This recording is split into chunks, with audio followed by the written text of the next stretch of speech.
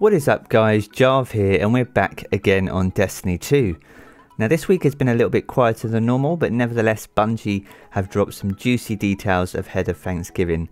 And in these details they cover off the pinnacle weapons that we can expect to see in the Season of the Forge, which is Season 5 upon the launch of the Black Armory.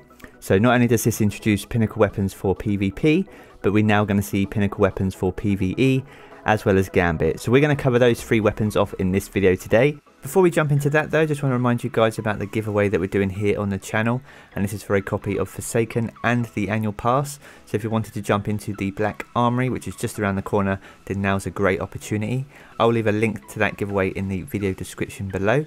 But as always, if you enjoyed the video, then feel free to leave a rating, that super helps me out. And if you are new to the channel, feel free to hit that subscribe button as well. But without further delay, let's jump into it.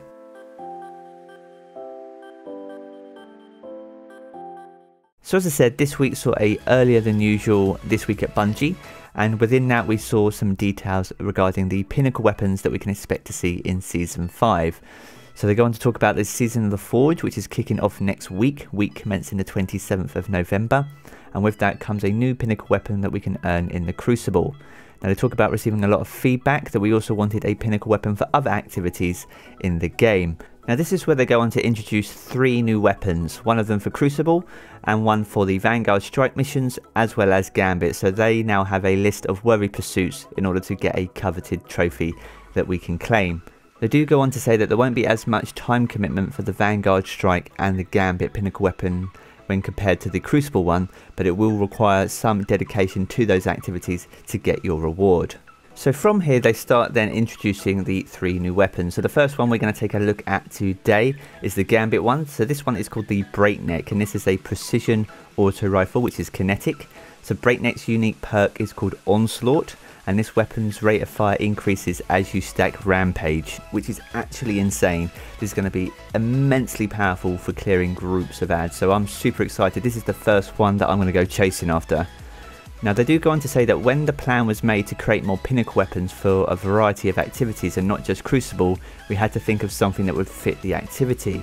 This was intended to be a workhorse for Gambit encounters, where killing large numbers of enemies fast is the name of the game for a significant portion of it. So something with Rampage was an obvious starting point. Pinnacle weapons occupy an interesting space in the sandbox where you can take what is normally a legendary tier effect like Rampage and expand on that idea further. We did it with Outlaw for Desperado, and we're doing the same thing here for Rampage. The next pinnacle weapon on our hit list is called Loaded Question. So this is a high impact fusion rifle with an arc element. So Loaded Question's unique perk is the Reservoir Burst. So when the battery is full, your next burst deals additional damage and causes enemies to explode on death.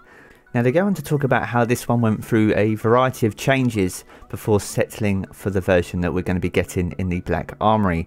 So originally it had a completely different perk that didn't quite make the cut, so they tried a version which only had the damage bonus, but damage bonuses can sometimes be hard to appreciate when all you're killing is lower health enemies with a special weapon. So explosions on kills were added to really sell this weapon and to deal with waves of clustered enemies. And that brings us on nicely to the Crucible pinnacle weapon. So this one's created a lot of debate on the social channels. So this one's called the Mountaintop, and this is a lightweight grenade launcher which sits in your kinetic slot. So the Mountaintop's unique perk is Micro Missile, and this weapon fires in a straight line and has a massively increased projectile speed. In addition to the above benefits, the projectile instantly detonates on the environment instead of bouncing like a traditional grenade launcher, unless you select the sticky grenades as an option.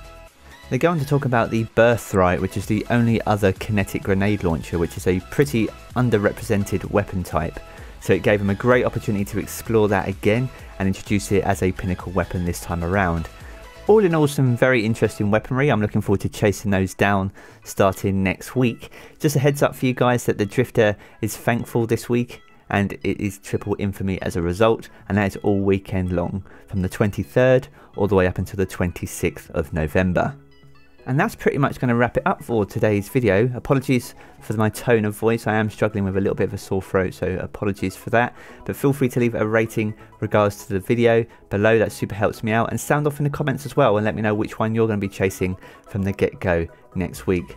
But as always, I'm going to jump back into the game and I will catch you all again guys very soon. Take care.